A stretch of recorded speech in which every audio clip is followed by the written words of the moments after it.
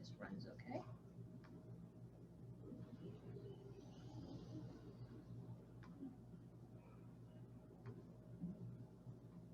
There it goes.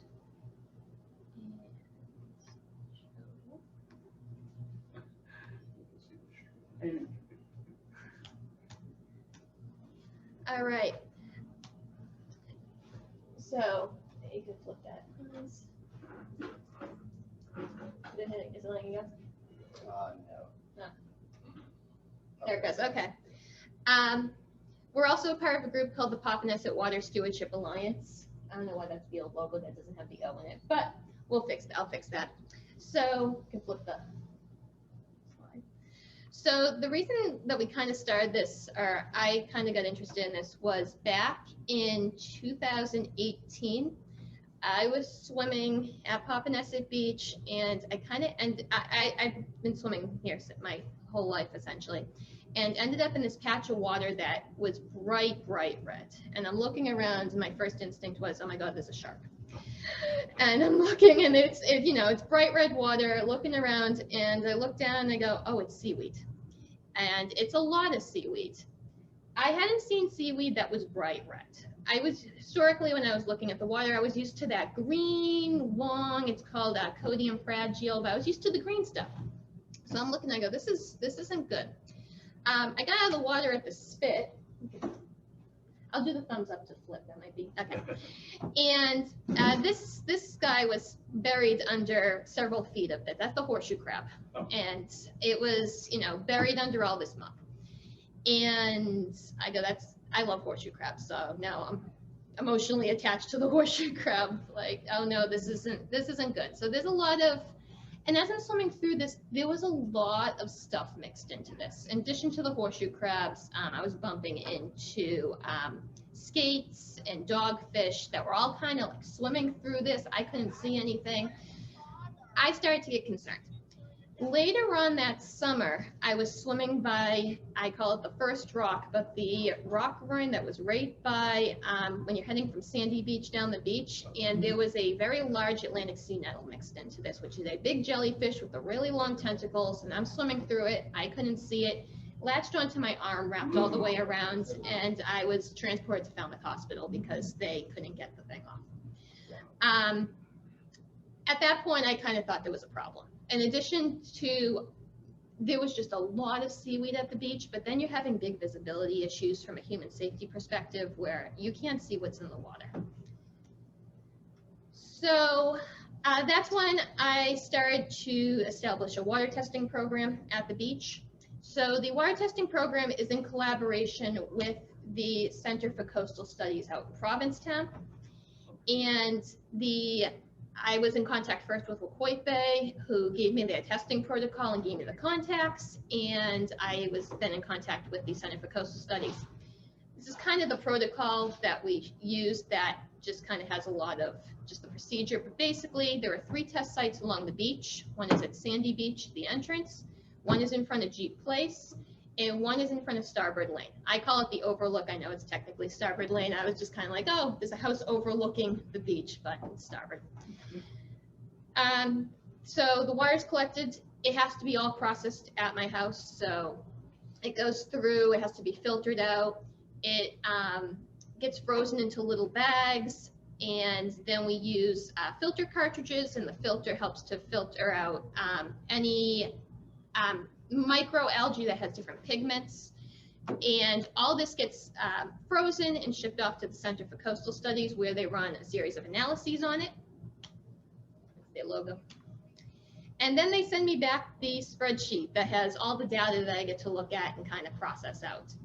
So the things that we really look for in the water, it's just your basic standard water testing. They look for nitrite and nitrate, orthophosphate, silicate, ammonium, dissolved nitrogen, dissolved phosphorus, carbon, nitrogen, and chlorophyll pigments. They test the turbidity.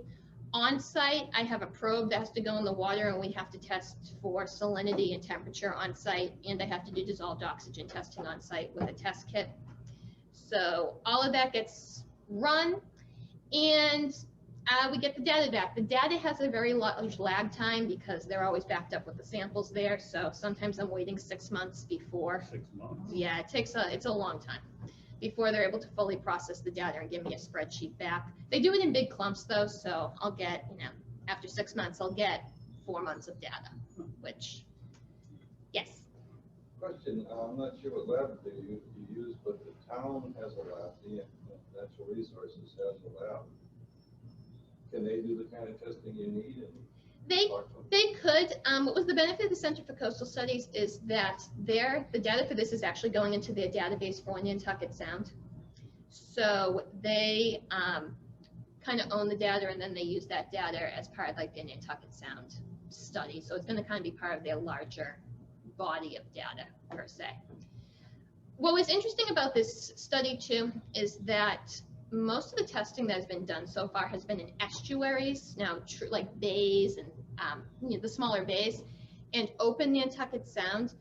So Popponesset Beach isn't open Nantucket, open ocean, but at the same time, it's not a bay. It's not that really enclosed area. So we're kind of in this weird in-between hybrid, as we'll say, where we're not an open system, we're not a closed system, we're kind of in between.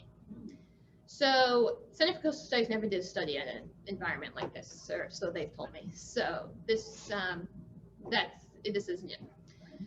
We get our data back. Woods Hole actually took all my data and put this into these graphs. Couple things with the graphs. Sandy and Jeep actually have kind of the clearest patterns. Overlook is a little messy, and I'll explain that in a minute. One thing that we notice is that, especially when you're heading down the beach and you get to Jeep Place, the nitrate levels are higher as you head down the beach a little bit. So there's a couple things we're thinking about there, and I'll talk about that in a minute. There are a couple areas. There was this big spike in the summer.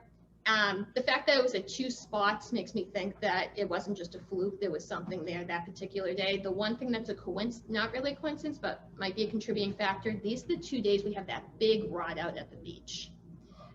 So around that period when that water turns, black and it smells really foul, that's around the time this is happening. This is in front of Starboard Lane.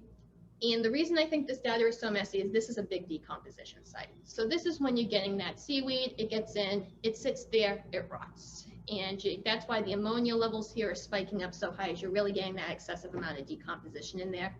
And that's probably what the testing is picking up on that. One thing to note, and I'll note this in a minute, is that when you have nitrate levels, there's new research coming out that's starting to suggest, and I've collaborated with a couple scientists down in Florida on this, that's suggesting that when you start adding nitrate, even as small as 1 micromolar, which is a very small concentration, you can kind of see on the scale, this is all in micromolar, and it's the concentration. When you start adding it at just 1, it can start to stimulate seaweed growth. So that's just something that we're kind of looking at. So one of the questions I get asked a lot is, you keep saying seaweed and then you say algae, which is it? Do we have algae? Do we have seaweed? So I made this diagram to break this down a little bit. Algae is seaweed. You can have macroalgae, which means I can see this seaweed, or you can have microalgae, which means, oh, Hans, flipping. Oh, sorry, Hansi, keep going. There's our graphs.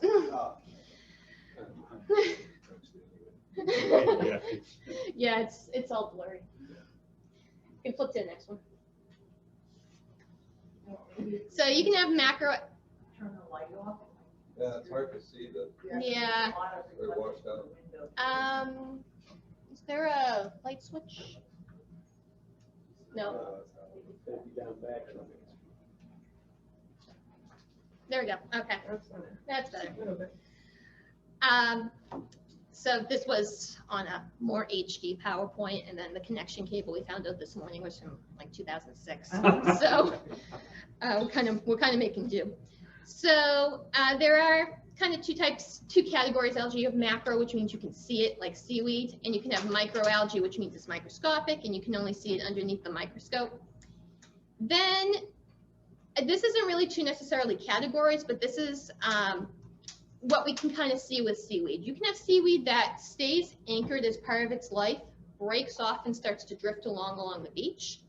Or you can have seaweed that was truly a seaweed that grew at the bottom. It stayed anchored there, and the only reason it really washes up is it got ripped off. So its true life needs to continue staying stuck to the bottom. Previously in Popponesset, we had a lot more anchored seaweed washing in. That was like the dead man's fingers, the codium looking one. That would be like rockweed, the one with the little bubbles that has the leaves. As of the last 10 years, we're getting a lot more drift species. And these are species that can drift along, and as they drift, little fragments of them break off, and that little fragment makes a new seaweed. So it continues. This is Popponesset in the summer. This was over the last several summers. This summer we lucked out a little bit because it was just so stormy. So we washed out okay. This is typical August though, and I think a lot of us have kind of experienced this. When this summer we get a big mixed bag of drift seaweed that gets in here, and I say it's a mixed bag because it's about 6, 7 different species of seaweed mixed in. This looks really brown. It's actually red. So most of this is a type of red seaweed. There's a couple different species of red seaweed mixed into this. This is the end of August. So when we get that really, at this beach, as people here know, and some people online, in August, the beach smells really bad. I actually have called the Mashpee Health Department a couple times asking, hey, do we have anything that we know bacteria-wise what's going on further down the beach, because I live 1.5 miles from the beach and I can smell the beach. And I never really got a straight answer on that. This is the source of the smell. This, I have swum through this accidentally a couple times and it has been bad. Where is that one? That's, in this particular image, this was taken at, if you want to hit the play button, Hans. This particular one was taken at Starboard Lane. Last summer, this rot went all the way to Jeep Place. So I was in the water and you would hit the, black smelly water all the way at Jeep. This seems like it's just on shore. This stuff actually extends about 75 feet off the shore. So it's really difficult to get around it. If you're in the water and you're swimming and you end up in just a little bit of this, everything smells. You smell, your bathing suit smells, your swim equipment smells. This is all decomposing algae. That smells hydrogen sulfide, and bacteria are basically breaking this down and emitting hydrogen sulfide gas. And it's foul. I've seen that people walk through it a couple times, and I look at them and I go, how do you not smell how bad that is? So one thing I've been doing, especially focusing on this summer, is breaking the types of seaweed down into different categories and seeing in the summer when we get this mixed bag in here, what is in this? And I've had some help from Joe Coster over at Buzzards Bay. He's come to the beach. He's the head director of the Buzzards Bay National Estuary Program. He's come over to the beach and he's actually helped to pull some of this apart, and he takes it to the lab and he's been looking at it. So, and this summer I've really been pulling it apart. So I break this down into native species that are here, that, have been here the whole time, that really aren't causing any problems. Native and watching are species that are native to this area that seem to be propagating a lot more than in the past. There's something maybe possibly out of balance with them, where we're having a lot more of them. I'll give some examples from each category. Native ones, some example, Fucus is and Chondrus. Those ones are like Irish moss. It's a red one that looks kind of spongy. Sargassum's this big floaty one that you see sometimes floating around the beach. Those ones are okay. Rockweed, the one with the little bubbles that I mentioned. Native and watching Ulva's sea lettuce. We get a lot of this on the beach. It looks like lettuce. It's green. Spermathalmion. This is a picture of it. It's the red poof balls. And if anyone went to the beach in June, there was a lot of red poof balls floating around. And That one's one we're watching because Rhode Island's been having problems with this one where too much is washing in and it's carrying a lot of E. coli bacteria. They've actually closed some beaches down in Rhode Island because there's been a big propagation of E. coli. Invasive ones. Now, invasive means it came in here, wasn't here originally. Sometimes this stuff doesn't cause too many problems, and sometimes it's not a good thing. Most of the time it's not a good thing. Sometimes it kind of incorporates into the overall environment. You don't really notice it. The one we're going to really focus on is this one called Dasyphonia. That's going to be the focus of the presentation going forward. Serenium is one that was it's spread all over the world, but was found in Rhode Island in 2015 and no one knew about it. And we found a bunch of it at Popponesset as well. I was pulling that out. Codium was the dead man's fingers. That was here since 1950. That was an invasive species that came in, but it was here for quite a long time. These first two are ones that really recently seem to have come in. Sometimes it's really hard to tell the difference between the different seaweeds. And especially the red ones, they all kind of look the same. So what I have to do sometimes when I take them, I have to put them under the microscope, and so you can see the different cell structure to see if they're distinctly different. And I send the pictures up to the University of New Hampshire. There's a researcher and her grad student up there who've been helping me out. And they're able to tell me exactly, hey, this is this species, and give me definite IDs. This one here is the Dasyphonia. This middle one is that Serenium. And this far one here is called Gardnerella. This one has an invasive variant and a native variant. This one here is invasive, and Dasyphonia is invasive. Okay, so I collect water samples year round. I've been doing that since 2019. I go in the water in the winter. And as I was in the water in the winter in 2019, a lot of this red seaweed starts to wash up, and it is just straight red seaweed. There's no mixed other species in it. It's this one, we call it a monoculture. It's one species. It's all washing in. And I'm looking and I go, this is kind of odd because it's so cold, the jellyfish are frozen, and that's a frozen jellyfish right there. Oh, really? And Wow.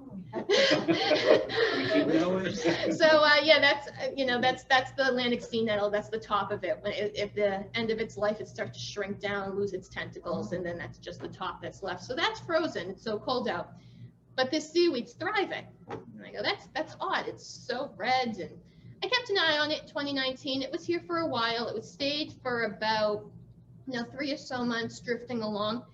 Washed in pretty good amounts, but it wasn't really, it was something I was keeping an eye on. The next winter, I was out, so this was actually the following fall. I came down on Halloween because it snowed at my house in Abington, and I wanted to escape the thought of winter.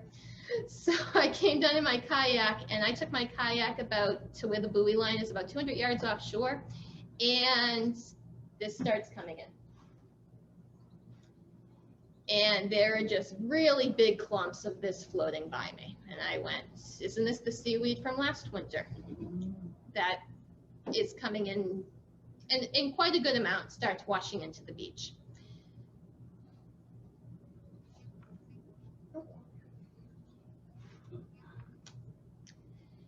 This seaweed's called Dasyphonia japonica. Its common name is siphoned featherweed, but I don't like calling it featherweed because it makes it sound fluffy and nice. I like to give it the heavy name. So this was found in the Northwest Pacific. Originally, this is where it's from. So it's from China, Japan, and Korea. It was first reported in Europe in 1984, and they actually believe it got in there because of the transport of oysters, and they used the oyster aquaculture. So the oysters were imported, and they had some Dasyphonia on it. They usually put the oysters in bays, and this species loves shallow, calm water, and it took off. It came to North America in 2009. It was first recorded in Narragansett Bay. And since then, it's been spreading. They've had large amounts of it in Long Island, large amounts in Narragansett Bay, and large amounts up in the Gulf of Maine. But it was not recorded really in Massachusetts. They actually did not know this was here. Until I went swimming. This was Popponesset Bay. This was the channel coming out. And so one of the things we're trying to figure out is originally this species starts its life anchored to the bottom somewhere. And one of the things we're trying to figure out is where is it starting its life? It's really hard to pinpoint when it's drifting all over the place. So one thing we're looking at is Popponesset Bay, if there is a culture growing in Popponesset Bay. This was the channel leaving Popponesset Bay, and hard to tell if this came in with the tide and it was just being sucked out, or if this was in Popponesset Bay originally and coming out, but huge amounts of this were coming out in October and November, and it was just coming out like a straw. It was flying out of the bay. And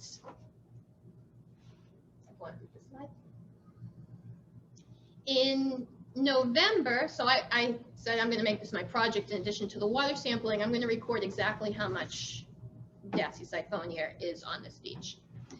So one of the misconceptions, and I believe this is probably because this ended up getting some publicity in Mashpee on both social media pages and in the news, was that this was confined to the spit and to Starboard Lane. It was not. It spread all over the beach. This particular video right here was taken off Jeep Place. I could just hit enter place. Here we have Starboard. We got a little bit. This was the second rock is the third image over. I call it the second between rock 2 and 3. And the last image there is over at Marston's Mills. Look, not Marston's Mills. The Marshall Village. The video is just a black screen. We tried. You could see the image. If this was me looking over, so this extends about 30 or so feet out because I am really high up taking that image. And then hopefully the next video plays. Hans went out on his jet ski and helped to survey the entire coastline from all the way itself. Oh, is that still black screen? Yeah. Anyways, you can talk a little bit about it in a minute. But he helped to survey the coastline from South Cape Beach all the way over to Katuah because there's only so much far I can travel on my kayak. You want to talk a little bit about what you saw? Yeah, so I saw different amounts of this red algae growing on the bottom and then large amounts of it like floating on the surface, and these huge lines that covered from some parts of South Cape, mainly like the New Seabury beaches, like on the left side of Moshaw, and they would spread all the way down to the inn, like 300 feet offshore, and then like each week that algae would float into shore and then start to rot, and then there would be new algae the next week coming in. So there was a lot. All those spots. I will play There's video some on here. floating too, but I went all the way down there, and these patches were everywhere. But the closer you get to the shore, they get really bad. Look at that. And on the bottom, really thick down there. And this just goes all the way. So one thing to note is he said he was in Popponesset Bay really looking at this too, because one of my concerns was, is Popponesset Bay kind of like a nursery for this species? Or is it one of the places where it could be? Yes. Can you explain where you're talking about Popponesset Bay, where it comes out from? Yeah, so one of the places I originally saw this floating out of the channel that's connecting to Nantucket Sound, Hans was able to get in deeper on his jet ski because my kayak has to dock over at Sandy, so there's only so far I could get it over. Yeah. He was going along Popponesset Island and Daniels Island toward the back, Okay. so it was really starting to accumulate. It was heavy accumulation area, went all the way back to the Mashpee River, I believe. You know. Yeah, up into the Mashpee River, there's like smaller, like cut up pieces, and then there's some actually growing on the bottom closer to like the inside of the bay, like closer to like where all the trees are on the other side, like the other side of the island. So it can survive in the river?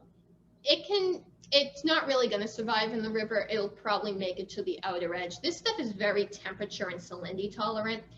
That's why we're seeing it in the winter, because this survives in temperatures as low as 32 degrees. So especially when it's, This was the stuff that was piled up. It was like Yes. package. yep, all over the place, yes. One of the things, so I was concerned about Popponesset Bay possibly being a nursery for this. I called over to Wacoit Bay, and the head researcher, one of the head researchers, Joy Mora, I sent a blast out to her and just asked, are you seeing this? And it was actually several people over at Wacoit, and they had an active monitoring program going over there as well, as soon as I kind of put the bug in their ear, and they were emailing me updates. Wacoit Bay did not have any samples of this at the bottom. They did a benthic sample where they scooped up the bottom, and they didn't have anything at the bottom, but this stuff was starting to wash into that bay. What's concerning about this species is that it's a drift species. If a little piece breaks off, that's an entire new organism growing. So you can have the tiniest corner of this break off, and it's a whole new one. Secondly, it drops spores. So as it's going along and drifting, it's dumping its spores out, and that's new organisms. So this is a very aggressive species. And why it's concerning is if you've got bays and estuaries that are compromised, and this is a very aggressive species, it's going to really start to take over. So Wacoit Bay was concerned about it. They were monitoring it. I continued to monitor it on the Nantucket Sound side, and as you can see, as the months went by, it got worse. So this was December, and you can see it actually does make the water look really bloody. What a lot of people don't realize is how much was actually in the water as well, even if it wasn't washed up on the beach, and it's like, oh, it's gone. It's not gone, it's in the water, and it's just going out with the tide and moving along. January was the month that a lot of these images started to come in. This is Popponesset Bay on the left, and those are the mats of it washing up onto the marsh grasses. What was interesting is as this washed up, it actually dried up and looked like animal hide, and it felt consistent with animal hide. So there was a lot of this washing up, and residents in the area were telling me that get back down here, you get to see what's going on. And I was down, the previous week, it didn't seem too bad. I got down in January, and these were the images that I think made the newspaper and got a lot of attention.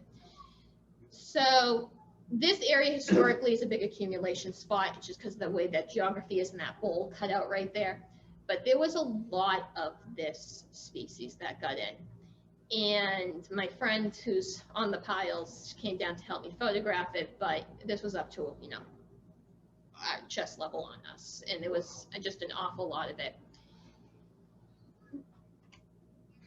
And once again, this was not just confined to that area. As you head down the beach, it was spread out. This is sandy. It was spread out all over the place. This was spread out in between the rocks. This was piling up in between the rocks.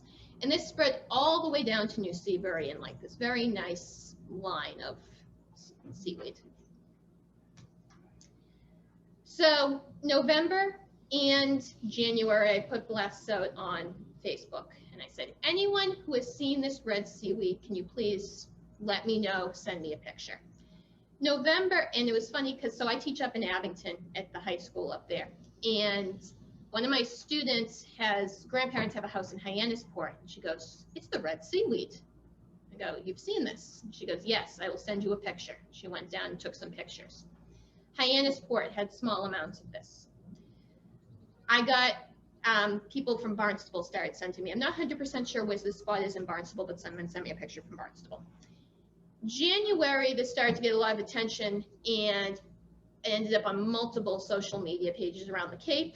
I then also contacted science agencies on the outer Cape. The Atlantic White Shark Conservancy was looking for this for me. And they were looking out in Harwich and along the Nantucket Sound facing beaches out there. Got people back saying this is in Barnstable, and there's a lot of this out in Barnstable. And these were the pictures that were sent right around that same time. Dow's Beach, Coville's Beach, Craigville Beach, inundated. Loop Beach. So that the week that we started to get the live accumulation, I drove up and down this coastline. So I went from Nobska Light Beach down to Falmouth and went to every single beach along the way. Nobska had 3 entire pieces of seaweed of this red. So it was spreading gradually down that way, but the bulk of it was up this way. As we went along, Falmouth Heights Beach had a little bit, Mashpee Town Beach had a little bit of accumulation as well. Popponesset just had an awful lot, and it really was in this loop. We actually mapped it out. A little bit hard to see the map, but it was in this loop from a little bit in Hyannisport, a little bit if you head towards Osterville, but really high amounts over on that curve from Barnstable down through Popponesset, with little bit amounts heading towards Falmouth. So this is really heading in that from northeast to southwest direction. But ground zero per se for this is up in this area. This is really where it's starting. And we thought this ended, you know, in, I was like, oh, it's okay. This is like peak accumulation. It's got to rot out now and be done with it. This is the end of January going into February. It's still here. March is when it ended. And when it ended, this is how it rotted out. So it actually sat here until it rotted. And was not a pleasant image when it did. All right. Just going to take a little bit of time. So really quickly, some of the issues with this. This is not just, you know, this winter inundations of this species. There's a lot of this out in the summer as well. When I'm pulling out samples from the beach today, a lot of that that's growing there now is this Dasysiphonium. And what the implications are, this biomass is doubling in a matter of days, especially when you get the warmer weather. It's cold tolerant, but it actually really prefers, you know, slightly warmer temperatures. It's more productive that way. So this is doubling in a matter of days, especially in the summer months. You'll go from days where you have very little accumulation to suddenly the whole beach is covered. Horseshoe crab mortality. There are days in the summer that I'm finding 30+ horseshoe crabs, especially during the mating season, that are dead because they get caught in these drifts. They're pulled in, they're upside down, the birds are there waiting. Decomposition leading to hypoxic water. Hypoxic means all the oxygen gets sucked out of the water. And in areas where you're having really heavy decomposition, I'll do the oxygen testing there, and it's down to 2 milligrams per liter. You want that water at 7 for things to live in there, and it's just sucking all the oxygen out. And there's concern for our neighbors to the southwest. Well, Hoyt Bay has done a lot of work to try to clean out their bays. Falmouth does not want this, and is concerned that we end up having a big cultivation of this species in this area that's going to move along and then start causing problems down that way.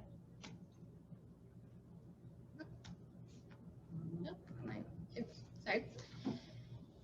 Economic issues.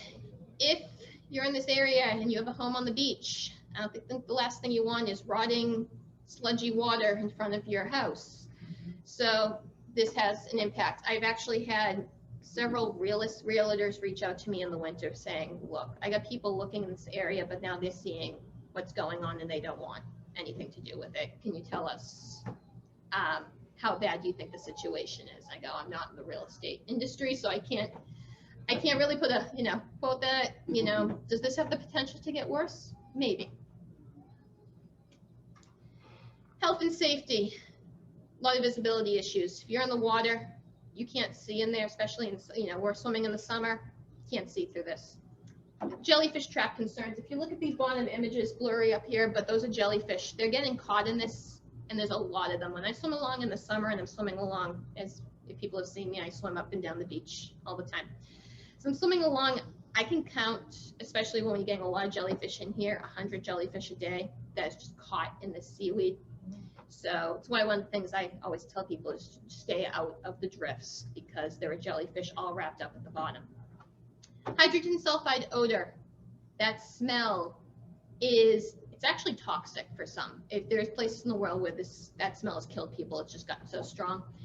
But that smell is of concern. And then there's bacteria concerns. When that's, in addition to when this floats along, it serves as an E. coli breeding ground. So birds use the ocean as their bathroom. We had a lot of birds.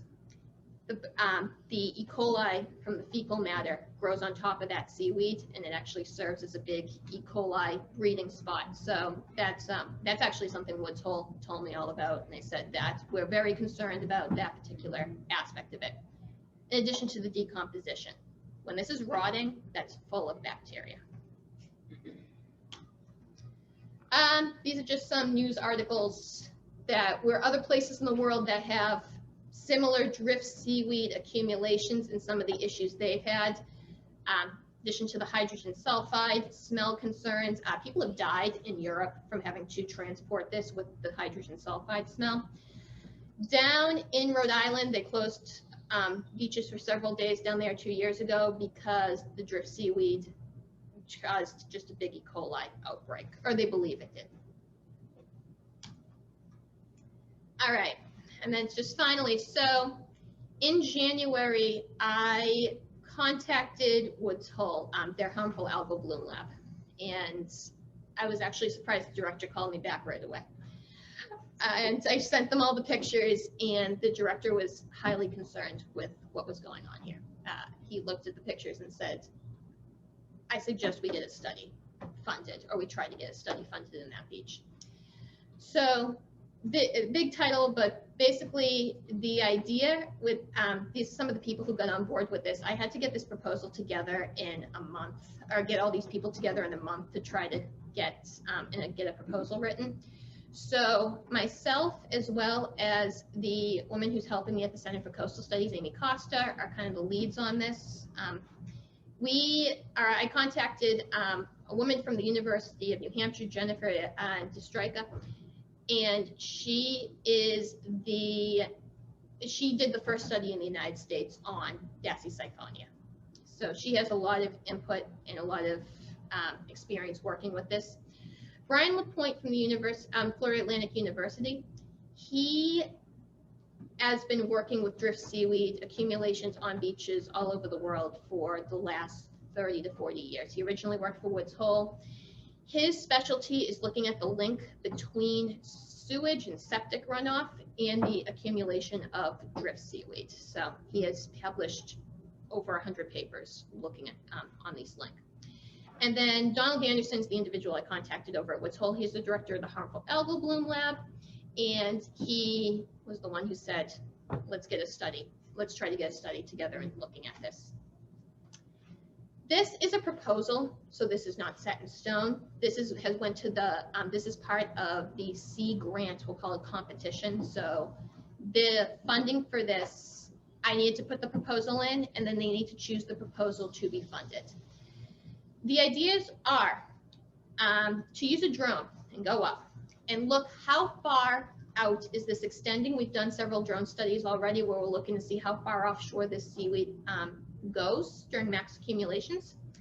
In the summer, it's going almost out to the buoy in some spots. So it's under, a lot of times, you know, you swim through it and you're like, oh, okay, it's not too bad. Once I get out to this point, it's actually underneath you and it's piling up in mats. Some of those mats are 3 to 4 feet deep.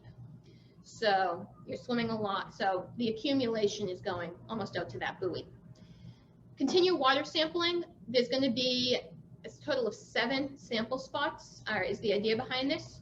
5 along the shoreline and 2 further offshore, right at that buoy line.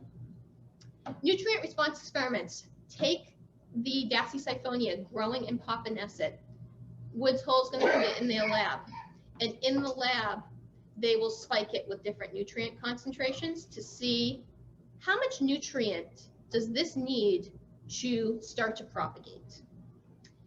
And then, and this is actually one of the most important parts of this, take that Dasyphonia growing on the beach, take it to the lab, pull apart its tissues, and see what kind of nitrogen it's sucking up.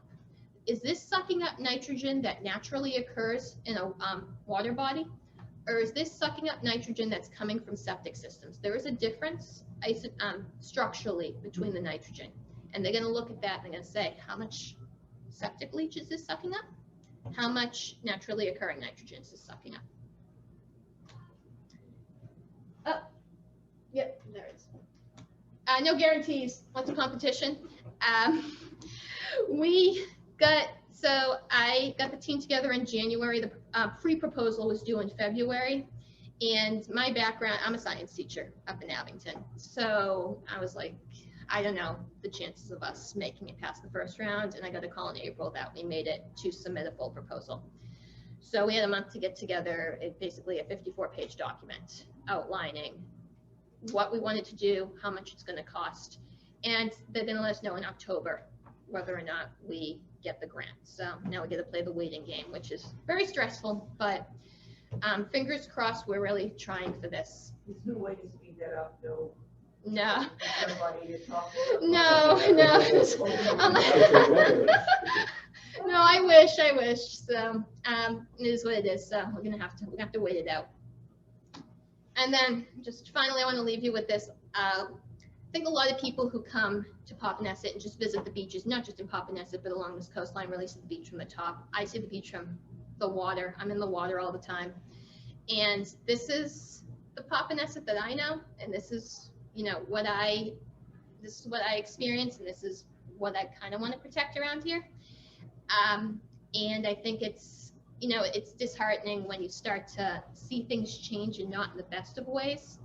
So this is just kind of what I want to leave people with is, this is kind of why I do this, is I want to keep these beaches nice, where we are coming here a lot of times, to enjoy the beach, but we're also responsible for making sure that we protect Nantucket Sound and our surrounding waters. So that's kind of where I want to leave this. And You are one awesome person. Yeah, that was awesome. No, thank you. Thank you for everything. And I'm you're proud doing. to say that I'm also a former now science teacher. I can't imagine how you do all of it. Your kids must be so inspired every day. This is why you do the job, the real job. That's why you do it. Thank Yeah. you again, very, very much. Oh, no, thank you so much. Appreciate that. So what can we do in the meantime? We know about, the fertilizers, we Yeah. know about the septic and all of that. It's scary and it's disheartening and, I want to have hope that Right. it's not going to get worse. How can we spread the word? What can we do? You're spreading the word, in an amazing way, but. No, I think just the basic steps. They mentioned the fertilizer thing. If you live within 150 feet of a water body, you were never supposed to be fertilizing to begin with. Right. A lot of that was already, unfortunately in this, especially not just in this area, but all over the place. A lot of people don't follow that. Mashpee already gave the advice not to use fertilizer at all. Right, at all. Recommending the pond thing. Right, well, especially that holds true with the ponds because, so in a saltwater ecosystem, they call it the limiting nutrient, and the limiting nutrient here is nitrogen. That's really what stimulates seaweed growth. Phosphorus is what phosphorus is a big limiting nutrient in freshwater bodies. So that's why there's a big concern with the fertilizer use and the ponds. But we figured while we're getting out the word, it's not just the pond that's affected, obviously. That's part of it. The So different, we foolishly, in the recommendation, it was use only, and I was trying to get them to say use none, but they said you could use the slow release. slow release, the organic stuff, blah, blah, blah. The day we handed those flyers out in the Popponesset, we had the general meeting, town guy was here and he said, there was no connection, we hadn't coordinated with him. He said, don't use any. Don't use any. So the people along the water that tell me that they're using organic or natural, shouldn't even be using that. Yeah, and you really, I don't think you can't really fertilize along the water anyways, because that is 150 feet from, right, that's within the range. You really can't be. The other thing too is make sure your septic system is a minimum of Title V and make sure it's serviced regularly. My grandparents, I think there's a lot of old school mentality around here. My grandparents have the summer house and their mentality was, don't have to touch the septic tank because, it's never used, but you need to service that. So that I think is very important. There's also a lot of people who aren't up to Title V or have really old school systems around here. So, and not just around here, but in general. I Yes. will say one note of hope. The town has been dragging their feet now for 30 years at least. Oh, we're doing a study about the sewer system. We're doing a study. They got so angry when they got sued and they were telling everybody, get the coal off the dog. The only reason they got off the dime this year and got things started was because of that lawsuit. So the pressure is at least on them now to get started? Don't shake your head, no, sir. That's No, exactly what happened. I'm the chairman of the sewer commission, I know. Well, We haven't been holding anything back. We've been getting help back. it's been 30 years, I know. at least. So, you know, and 32 there's years. 5 5-year plans, and guess where Popponesset is? Yep, The at the end. last one, if it ever gets there. Which, does that make sense? Doesn't it make sense that we would be first if we're Start where it's worth. having, yeah. Wait, Tom's actually going to speak in a little bit, kind of. He's going to explain the why phrasing and we ended up there. What it is. At least it's getting done, and that's the good. We got a question in the chat. Can golf courses play a role in the nitrogen increase in the water? Yes, golf courses can play a role. The golf courses, a lot of them have certain specific regulations that they're trying to follow. They have to use a lot of them, or they tell me, and New Seabury tells me they use the slow release, and they can't do fertilizer within X amount of spot, etc. Yes, they can play a role because eventually, and you know, we do live on a sandbar. This is a sandbar down here. I go, you know, up to the South Shore, and that's clay soil. That's heavy soil that's retaining water, and the water percolation rate up there is so slow. Down here, you water something, it's gone in 2-3 minutes. So yes, and really depending on where you are is going to determine where that water ends up. If you are in Popponesset or parts of New Seabury, your water is ending up in Nantucket Sound or Popponesset Bay or Wacoit Bay. So yes, all of that, anything that's going on the ground or into the ground. Question, is effluent from New Seabury treatment system released into the Sound? Do we know where that takes place and how much is released and the level of nitrogen contained in that effluent? It's a good question. Yes, Tom, you might be able to speak on that. Do you know if that's released? The discharge is under the fairways. Yeah. There's actually a primary system, and that's, remember when they ripped up the old golf course at one time when Icon took over? In the country club, there's sort of like two broad sets of fairways that go off, you know, to the northeast and northwest. The one in the northwest is the one that's actively used, and all of that treated effluent goes to Nantucket Sound. Yep. Which is why, in terms of nitrogen and the issues that we have with the estuaries, which is what all of our sewer issues are focused on. This issue here is the new one with the Japanese, but that's always been treated as the golden triangle. You'll see it on the map I got put up here that will explain why we're doing what we're doing, where we're doing. And it's like, oh, that's going up to Nantucket Sound. There's plenty of flushing out there, so it shouldn't be an issue. Right. And you know, before anything happens in terms of a response, the study that you're doing, particularly of the types of nitrogen, you know, whether it's septic nitrogen or it's something else and where it's coming from, you know, that's all got to be done. I mean, when you talk about delays, I mean, we got delayed 7 years. We got funded in 1999 to do our wastewater plant, and we got delayed 7 years because the state came along and said, well, you don't know what level of nitrogen you got to reach. So they did what's called the mass estuaries studies of 83 conveyance around the southeast Massachusetts. Brian Howes was over on Aquay Bay, the lead scientist on that. And so we had to wait for that, and then the DEP had to certify the numbers that came out of Brian's study, and then EPA established based on those studies what's called a total maximum daily load, a regulatory standard for what we have to meet in Popponesset Bay and in Wacoit Bay. We call it the East Wacoit Bay. It's Cannon, Jacob Pond, Washington River, the Little and Great Rivers.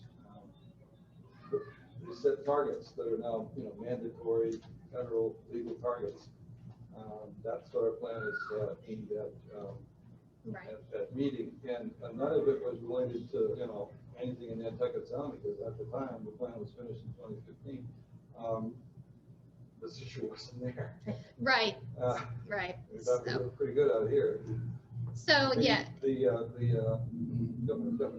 Yeah. So in summary, basically, yes, it's discharged into Nantucket Sound because there's no regulation that says you can't there's no limits on the amount of nitrogen you can discharge into Nantucket Sound because it's not considered compromised.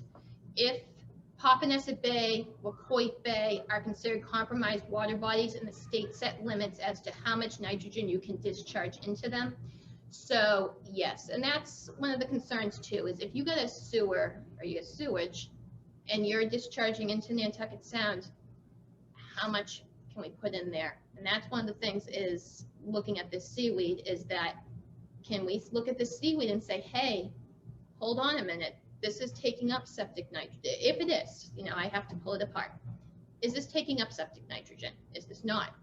If it's taking up septic nitrogen or, you know, sewage discharge, then we might have a problem here, and there might need to be some more thought that goes into how much nitrogen we're putting out into Nantucket Sound. Is that effluent that you talked about?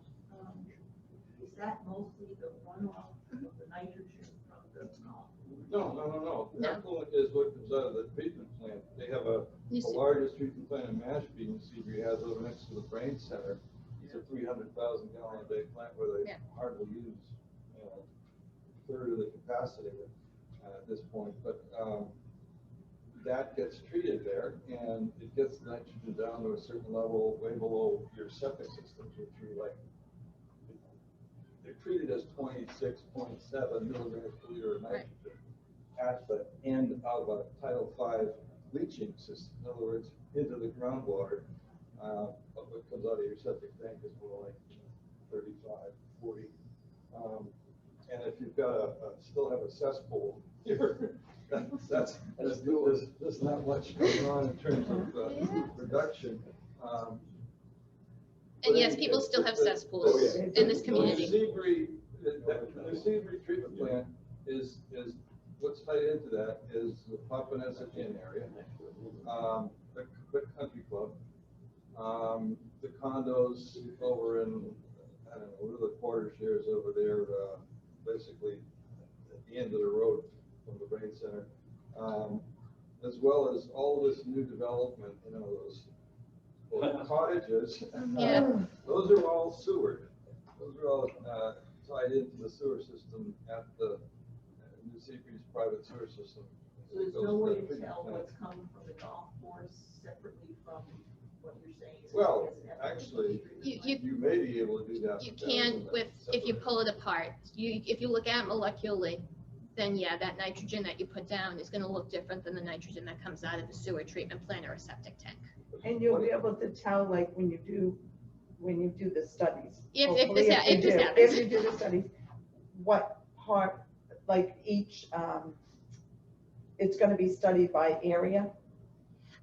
We're gonna break it down to the different, so we call it the inundation points. So I have those 7 test sites that are gonna be set up. So you'll know. So we're gonna pull it out of, Sandy, Jeep. That makes sense, okay. Starboard, you know, then offshore, and we got 2 more sites being set up. You can pinpoint more. Right, we're gonna have and one of my goals is to have a site at the Spit and a site towards New Seabury. Right. So, those are goals as